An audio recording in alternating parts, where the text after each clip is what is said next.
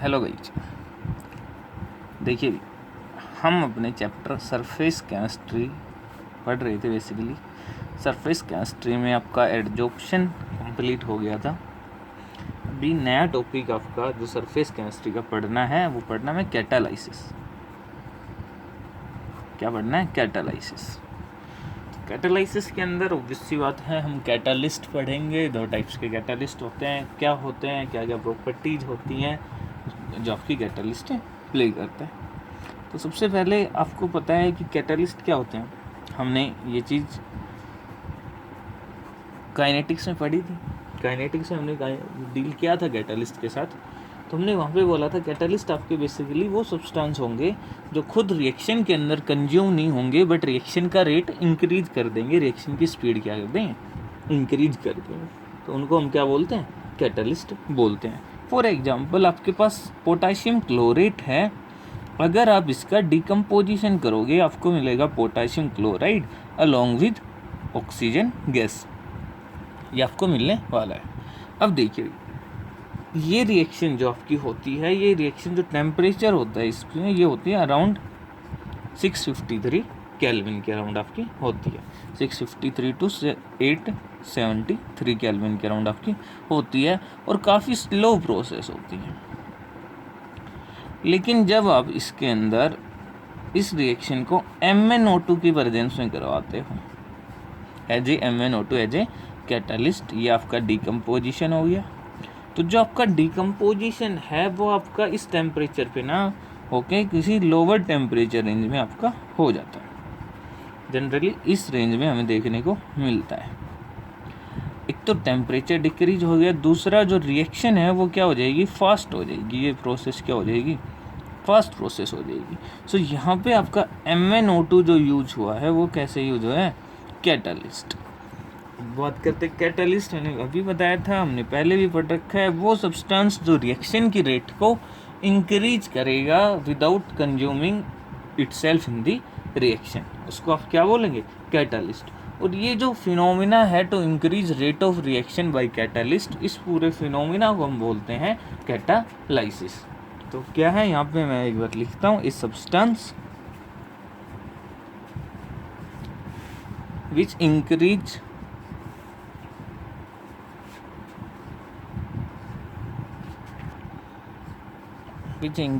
rate of reaction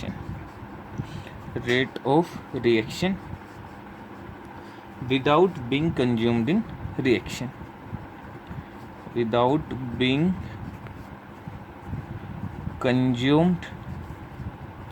in reaction,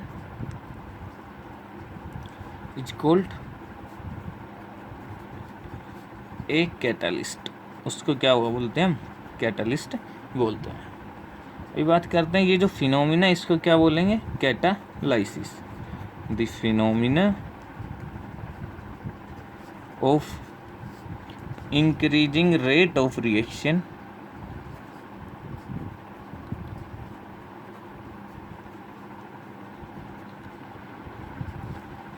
by the use of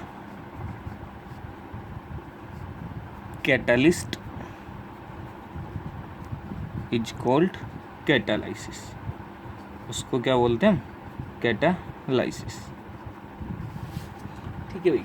अब ये हमें पता है ये मैकेनिज्म क्या होता है। तो मैकेनिज्म की थ्योरी अपनी काइनेटिक्स में पढ़ी थी।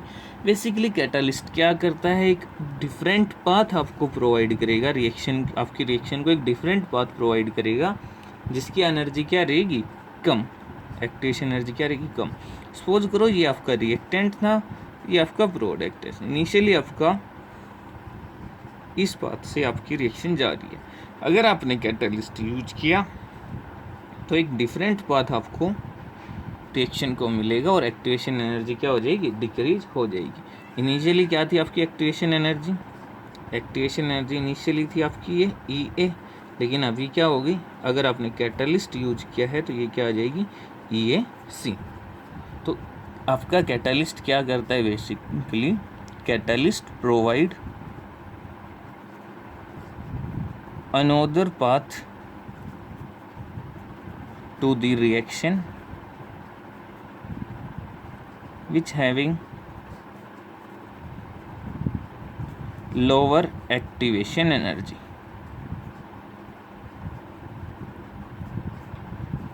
Hence, या फिर हम बोलें which results increase in rate of reaction. वो क्या करेगा, इंक्रीज करेगा किसको, आपकी रेट ऑफ रिएक्शन को इंक्रीज करेगा। ठीक है भाई, तो ये हमने ये सब चीज़ें हमने किसमें, केमिकल काइनेटिक्स में बेसिकली डील की थी। अभी देखो, अब जो कुछ कैरेक्टरिस्टिक्स हैं कैटालिस्ट की उसके साथ डील करते हैं, कुछ फंक्शन हैं उनके साथ डील करते हैं। कैटालिस्ट क्या करेगा और क्या नहीं करेगा, जो माइंड में एक बच्चे अपने आप अज्यूम कर लेते हैं कि हाँ रिएक्शन रेट इंक्रीज करेगा तो ये हो जाएगा वो हो जाएगा, ऐसा कुछ नहीं है। कुछ फंक्शन है, कुछ कैरेक्टरिस्टिक्स हैं, वो हम डील करते हैं। Characteristics of catalyst.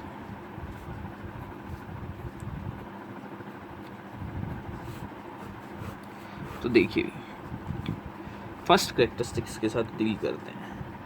कैटलिस्ट है वो कोई भी फिजिकल चेंज में भी जा सकता है ड्यूरिंग द रिएक्शन, या केमिकल चेंज के अंदर भी जा सकता है, बट एट लास्ट जब आपकी रिएक्शन कंप्लीट होगी तो आपका दोबारा से क्या हो जाएगा, ओरिजिनेट हो जाएगा, रीजनरेट हो जाएगा, या फिर हम बोलें उसका कंजप्शन रिएक्शन के अंदर नहीं होगा।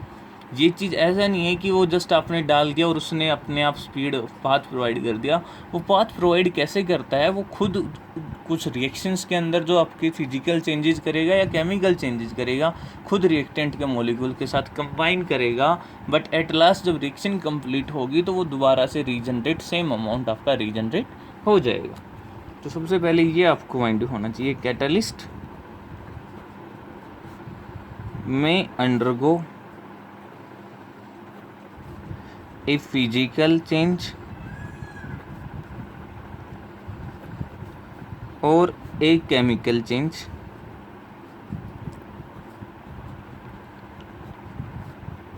during a chemical reaction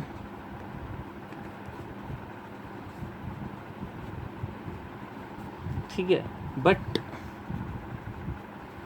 it is recovered, ये दोबारा से आपका रिकवर हो जाएगा, रिकवर्ड अनचेंज्ड, इसमें कोई चेंज नहीं आएगा, in its original form, original form on completion of reaction. जब आपकी रिएक्शन कंप्लीट होगी उस टाइम पे क्या हो जाएगा, दोबारा से रिकवर हो जाएगा, ये रीजनरेट हो जाएगा। तो ये आपको माइंड में रखना है, फिजिकल चेंज या केमिकल चेंज के थ्रू जाएगा, ऐसा नहीं है कि कोई पार्टिसिपेट ही नहीं करेगा, पार्टिसिपेट करेगा बट एट लास्ट रिकवर हो जाएगा। सेकंड फैक्टर की बात करते हैं।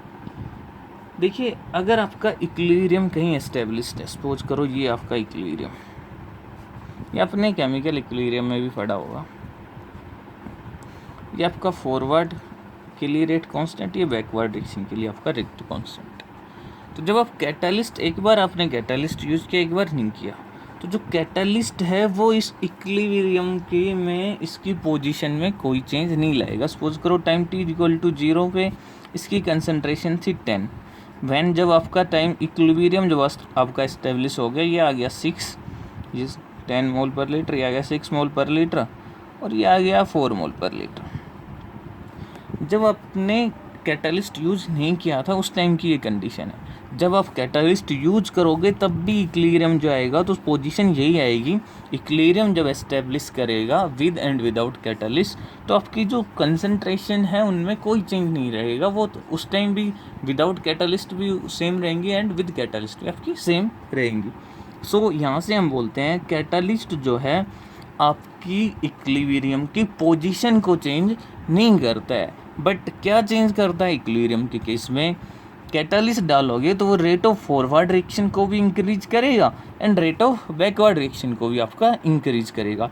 अगर फॉरवर्ड भी इंक्रीज हो रहा है, बैकवर्ड भी इंक्रीज हो रहा है, तो आपका जो टाइम था, टाइम टू अटेन इक्विलिब्रियम जो है वो डिक्रीज हो जाएगा। सपोज करो पहले जो आपका रिएक्शन जो आपका हो रहा था, इक्विलिब्रियम जो आपका ऑब्टेन हो रहा था, वो इक्विलिब्रियम ऑब्टेन हो रहा है 10 मिनट्स में या 20 मिनट्स में, जब आपने कैटालिस्ट डाला तो वो आपका 10 हो रहा है 5 मिनट में।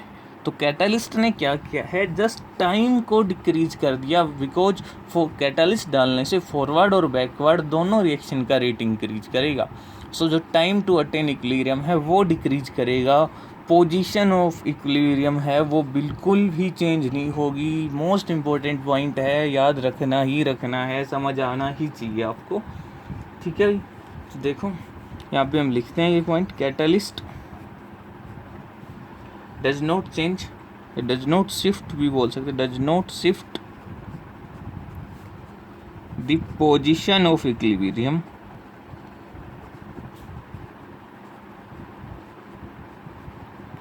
but it decrease the time to attain equilibrium by increasing, कैसे डिक्रीज करेगा, by increasing rate of both forward reaction and backward reaction।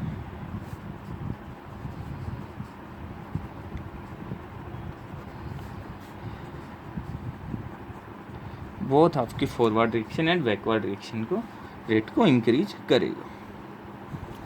अब बात करते हैं आपके थर्ड फैक्टर की। जो आपका कैटालिस्ट जो होता है वो वेरी स्पेसिफिक होता है नेचर में। क्या इसका मतलब क्या हो गया, catalyst are highly specific in nature. समझना इसको, हाईली स्पेसिफिक का मतलब क्या है। हाईली स्पेसिफिक मीन्स है अगर कोई एक सब्सटेंस कैटालिस्ट यूज हो रहा है एक रिएक्शन के लिए, तो ज़रूरी नहीं, ऐसा नहीं होगा कि वो सभी रिएक्शन के लिए कैटालिस्ट होगा। हर सब्सटेंस, हर कैटालिस्ट एक रिएक्शन के लिए स्पेसिफिक होता है। अगर कोई सब्सटेंस का एक रिएक्शन के लिए में कैटालिस्ट की तरह यूज हो रहा है, कैटालिस्ट की तरह काम कर रहा है, तो ये कोई भी आपका हार्ड एंड फास्ट कोई भी ऐसा रूल नहीं है कि वो दूसरी भी रिएक्शन के लिए क्या करेगा, एज ए कैटालिस्ट यूज होगा। तो यहाँ पे ये चीज़ माइंड में होनी चाहिए, ये स्पेसिफिक होता है नेचर में। एक रिएक्शन है उसी के लिए, स्पेसिफिक रिएक्शन के लिए एक सब्सटेंस कैटालिस्ट है, तो ज़रूरी नहीं वो दूसरे के लिए भी आपका कैटालिस्ट रहेगा। तो यहाँ पे आप लिख सकते हो एक कैटालिस्ट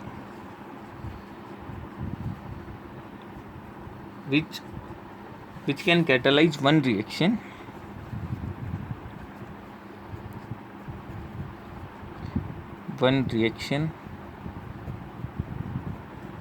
may not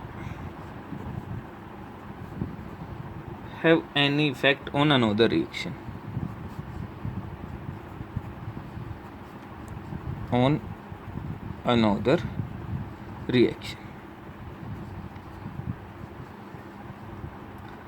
तो ये इसकी थर्ड आपकी कैरेक्टरिस्टिक्स। फोर्थ कैरेक्टरिस्टिक्स की बात करते हैं। देखो ये आपने ग्राफ बनाया था, ये आपका रिएक्टेंट था, ये आपका प्रोडक्ट है, ये आपका पाथ, इधर आपकी एनर्जी है, ये आपका टाइम। अब ये आपने कैटालिस्ट यूज किया तब का आपका पाथ है। तो अगर मैं डेल्टा जी एच की बात करूं तो डेल्टा एच क्या है, ये क्या आपका delta H change in enthalpy. Delta H क्या है, चेंज इन एंथैल्पी। क्या दोनों केस में सेम है। जब आपने ये किसका है, विदाउट कैटालिस्ट, और ये आपका किसके लिए, विद कैटालिस्ट। तो कैटालिस्ट ने एक्टिवेशन एनर्जी तो डिक्रीज की, बट क्या एंथैल्पी में कोई चेंज आया, रिएक्शन के एंथैल्पी में कोई चेंज आया नहीं। यहाँ से आपको क्लियरली दिख रहा है delta H with and without catalyst always क्या है, कांस्टेंट सेम है, उस पर कोई भी चेंज नहीं आया। तो ये चीज़ आपके माइंड में होनी चाहिए। ऑब्जेक्टिव में पूछ लेता है कैटालिस्ट क्या एंथैल्पी को चेंज करेगा, नहीं करेगा, बिल्कुल भी नहीं करेगा। Catalyst does not change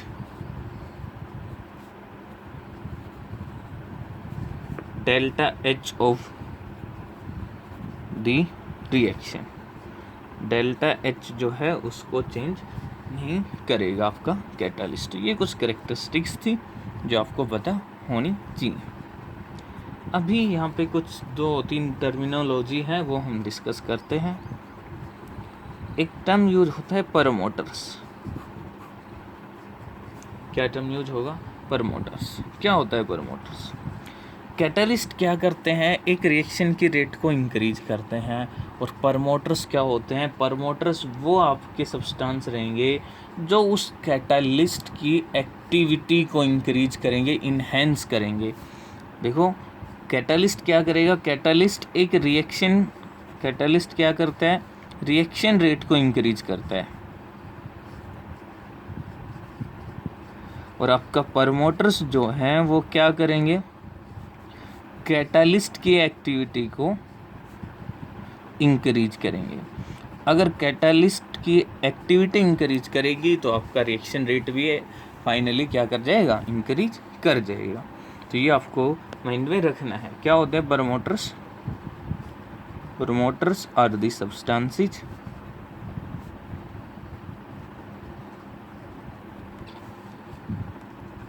which enhance का मतलब है इंक्रीज करेंगे, enhance the activity of catalyst. Activity of catalyst से क्या समझ रहे हो? दैट मीन्स अब वो ज़्यादा फास्टर रेट से क्या करेगा? सपोज करो पहले कैटलिस्ट रेट को इंक्रीज कर रहा था भाई 5 टाइम, अगर आपने प्रमोटर यूज किया तो कैटलिस्ट की एक्टिविटी इंक्रीज हो जाएगी, इन्हेंस हो जाएगी, और वो 7 टाइम से 8 टाइम सब रिएक्शन रेट को इंक्रीज कर रहा है। एग्जाम्पल की बात करें तो आपने हैबर प्रोसेस पढ़ा है। Haber process formation of ammonia, ये आपने पढ़ा है। तो हैबर प्रोसेस के अंदर हम डालते हैं आयरन एंड मोलिब्डेनम। ये आपका बेसिकली रिवर्सिबल प्रोसेस होती है, आयरन एंड मोलिब्डेनम। तो यहाँ पे Fe जो यूज हो रखा है वो क्या है? आपका कैटलिस्ट। और जो मोलिब्डेनम है वो आपका क्या किस तरह यूज हो रहा है? यहाँ पे प्रमोटर की तरह आपका यूज हो रहा है, जो कैटलिस्ट की एक्टिविटी को इन्हेंस करेगा। अभी नेक्स्ट एक और आपका टर्म आती है जिसको हम बोलते हैं पॉइजन्स। जैसा कि नाम बता रहा है, ये क्या करेगा? ये आपकी कैटलिस्ट की एक्टिविटी को डिक्रीज करेगा। बहुत बार अब कुछ लोग कहेंगे कि सर हमें डिक्रीज करने की क्यों ज़रूरत है, हम तो कैटलिस्ट डाल ही इसलिए रहे हैं ताकि इंक्रीज कर जाए। बट सपोज करो एक रिएक्शन बहुत स्लो है, ठीक है, हमें उसको रेट इंक्रीज करना है, हमने कैटलिस्ट डाला, बट वो कैटलिस्ट इतना स्ट्रॉन्ग, इतना हाईली एक्टिव था कि रिएक्शन रेट इतनी फास्ट हो गई जो जितने आपको रिक्वायर्ड नहीं है, जिसकी आप काइनेटिक स्टडी ही नहीं कर पा रहे हो कि क्या कुछ रिएक्शन में हो रहा है, वो इतने हाई रेट पे आपकी इंक्रीज होगी। तो उस केस के अंदर हम क्या करते हैं? उस रिएक्शन के रेट को हमें स्लो करना है। अब कैटलिस्ट डाल दिया तो कैटलिस्ट तो अपने आप तो स्लो नहीं करेगा, तो आप क्या करते हैं? हम पॉइजन डालते हैं। वो पॉइजन क्या करेगा? आपकी कैटलिस्ट की एक्टिविटी को डिक्रीज करेगा। अब कैटलिस्ट की एक्टिविटी डिक्रीज होने पे क्या हो जाएगा? आपका रिएक्शन रेट थोड़ा स्लो हो जाएगा और उसकी आप काइनेटिक स्टडी कर सकते हो, ठीक है। तो पॉइजन्स क्या है? वो सब्सटेंस जो आपकी कैटलिस्ट की एक्टिविटी को डिक्रीज करेंगे। The substances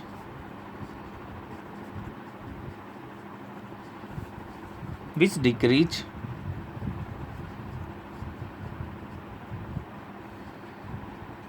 the activity of catalyst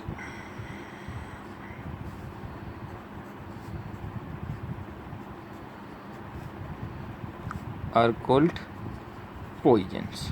1-2 number में ये पूछते हैं, इम्पोर्टेंट हैं ये आपकी जो सिंपल सी टर्मिनोलॉजी हैं। एग्जाम्पल आपके कुछ रिएक्शंस के अंदर कार्बन मोनोऑक्साइड हो गया, आर्सेनिक हो गया, ये आपके क्या होते हैं? यूज होते हैं। आर्सेनिक हो गया, ये आपके क्या होते हैं? यूज होते हैं एज ए पॉइजन रिएक्शंस के अंदर यूज होते हैं। तो ये आपको याद रखना है। अभी जो आपको नेक्स्ट पढ़ना है वो पढ़ना है टाइप्स ऑफ कैटलिस्ट। तो बेसिकली आपके 2 टाइप्स हैं, एक होमोजीनियस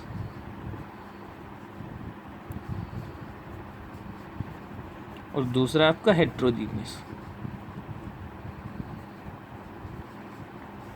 इनको हमें डिटेल में स्टडी करना है, जो हम नेक्स्ट लेक्चर में डिस्कस करेंगे। तो इन चीज़ों को आप पढ़िए। ये जो बेसिक टर्मिनोलॉजी है, कैटालिस्ट क्या होता है, उसकी कैरेक्टरिस्टिक्स क्या होती हैं, 1 नंबर में यहाँ से क्वेश्चन बनता है और वो पूछता है बार बार, तो आपको पता होना चाहिए। यहाँ पे आपकी 2 एक टर्म्स और आती हैं, positive catalyst and negative catalyst. वो हमने केमिकल काइनेटिक्स में डिस्कस कर लिया था, positive catalyst and negative catalyst. Positive catalyst वो जो रिएक्शन रेट को इंक्रीज करेगा, नेगेटिव कैटालिस्ट वो जो रिएक्शन रेट को डिक्रीज करेगा, तो उसको हम क्या बोलते हैं, नेगेटिव कैटालिस्ट। तो ये चीज़ें हमने पहले डिस्कस कर ली थी, इसलिए मैंने यहाँ पे डिस्कस नहीं की। आई होप आपको समझ आया होगा। Thank you.